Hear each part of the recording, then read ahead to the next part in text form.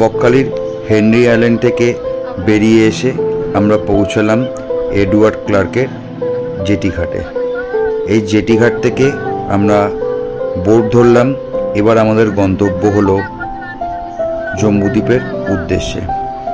Edward সাহেবের নামে অনুসারে এই খাড়ির নাম করা হয়েছে এডওয়ার্ড ক্লার্ক।